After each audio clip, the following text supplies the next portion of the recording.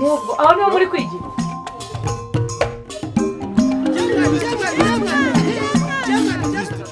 muravuze ngo tugaruka ahubwo yes akavuga ngo ninyitware burundu ishuri nahita ndire we na bishuka nagwayireka ikintu cya mbere mukurikiza ari ukwegera radio mukuru twaje kwiga nicyo kintu kibaza ngo nibiga mbona uyu ngo yarirukanse ngo ihene twekuze kaze kare kwangiza hanyuma se kumura wazi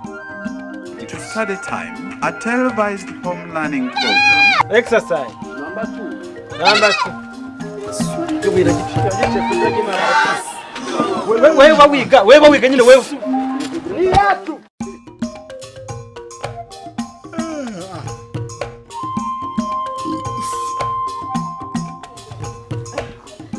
abahungu bawe baraho rwose bameze neza reka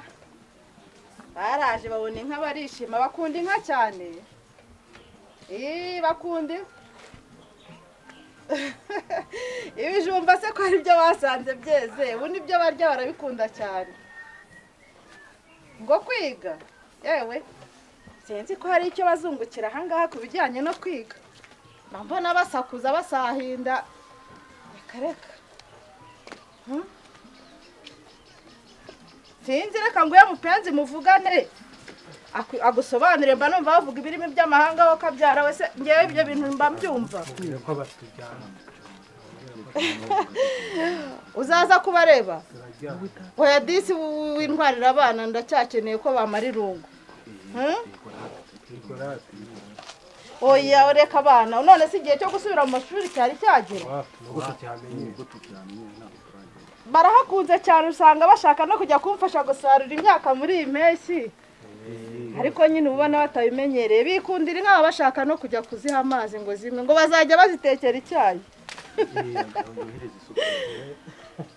reka mbaguhe ngo uzohereze isukari yo kujya bateka icyayi cy'inkara dore banze kukuvugisha rero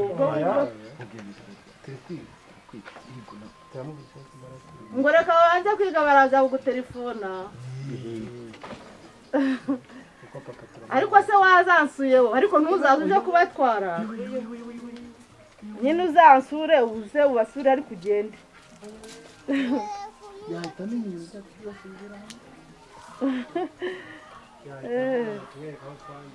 mape ndavugisha se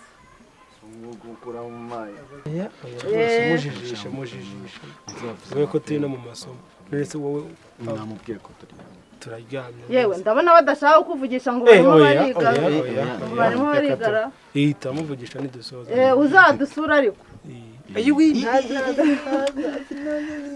ariko ntuzaze kubatwara ndacyabakeneye bamara irungu rwose aba bana nubwo bansakuriza rwose ariko nta kibazo amasomo ngaho tugejeje twandika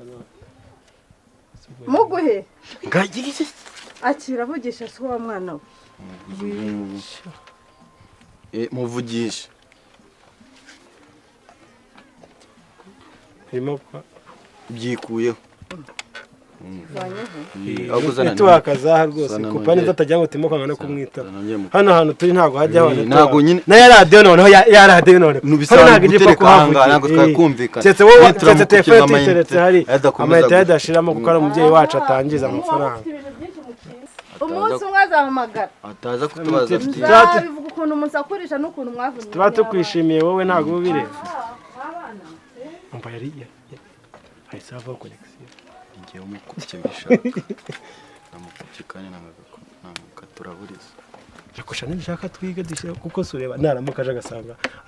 ntafite hano twabyanditse ariko yatubwiye ati Nyabugogo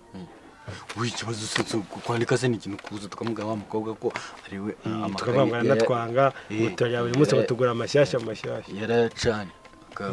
cyane kandi ari ingwa mwabaza ngo turabana n'abakire ngo tuzagura ndi ngo papa wacu ngo ngayambwa ngo buri kwezi ambitsemo amatsiko ariko mbere yo guhatira imbere yo gushyira ku ziko bazi ubwira ikibazo ufite rwose imimerere yawe uko umeze muri uru rugo ngiye ntabwo birimo kunezeza ndagira ngo umbwire ikibazo wasubitse wanze konsobanura ega nta bintu bidasanzwe gusa nyine nuko byandemereye numva ko tugomba kubiganiraho mbwira nyine jya ungisha inama nyine nibyo wa musore umwe akubwiye nyine umufiyanse wanjye byagenze nyine gute ibintu twapangaga by'ubukwe bisa nkaho njye nabivuyemo. mwana we oya umva rero mwana wanjye nkubwire urashaka gukoranuza so uriya mugabo yatanze inkwano ze mu muryango mutegura ubukwe mubimenyesha abantu bose abantu barabizi ntabwo rero njye numva ikosa yaba yarakoze ryatuma ubukwe bupfa oya ariko umuntu arikora akica ubukwe bwe pe akabwica we wenyine akicira ubukwe kumenya impamvu nibwo wakumva nyine si iyo mpamvu uhereranye udashaka kumbwira nihe mwana wanjye burya nyine mu minsi yashize nyuma yanjye naje gusanga nyine hari umukobwa nyine ngo yateye ubu banafitanye umwana w'uruhinja amezi abiri imbara atatu. ariko abagabo b'iki gihe mana yubatse kera wenda iyo aza kuba ari ibintu byabaye mbere ariko hari ubushurashuzi ariko ibintu bibaye turi kumwe ntabwo reka nkwereke na message namwandikiye njye nambwiye ntabwo bino bintu nabibasha niyo mpamvu njye rero nafashe umwanzuro nubwo akinginga va ku myanzuro itega amatwi nkugire inama niko wa mukobwa we ubwo urashaka kwicira ubukwe ngo umugabo yabyaye hanze se niba yaraguhisemo akaba ashaka kugushyira mu rugo nyuma yo kubyara hanze ikibazo kirihe ni uko agukunda ntabwo nkubeshye na message namwandikiye n'ibyo aba ari kunsubiza nyinginga ntabwo nabivamo pe ntabwo nkibishaka. none se ve ko ndeba umugabo agusaba imbabazi apfukanya wakabyara we waretse kuduhemuza wa mwana we ukareka kuduhemuza amafaranga yatanze y'inkwano ntabwo none urayafite ntabwo wari watangiye kuyaguramo ibintu uzatahaniwe urayafite uzayakurahe ubu ntabwo ushaka guhemuza so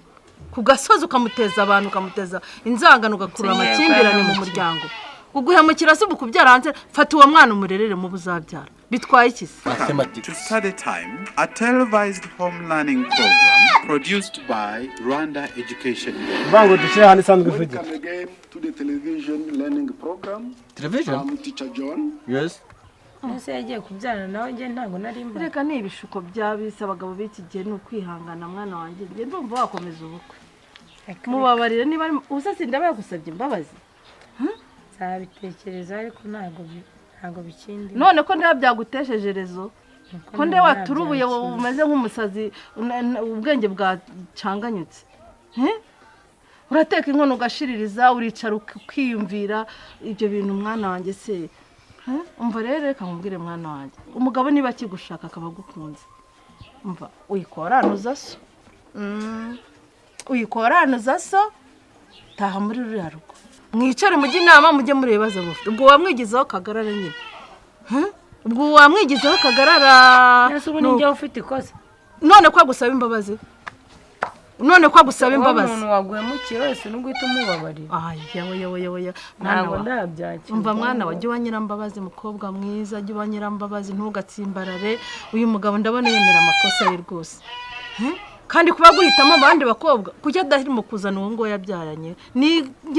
nyine yarashutswe n'ishitani nuko akimparaye gira vuba ujye mu rugo iwanyu ugende utegura ubukwe gira vuba utahe ujye gutegura ubukwe jya gutegura ubukwe ibyo bivugisha ntabwo mbishyigikiye hasoni hari umuntu wiyicira ubukwe ndabanza mbitekerezeho. Yes, exercise. Number 2. Yewe iragiciye. Yagiciye ku izina ry'Imana baratwika. Wewe wiga nyine wewe bajya gutanga test kandi. Wowe banza ucaho hepfo ngiye mbaze ngifata ariko. Is a great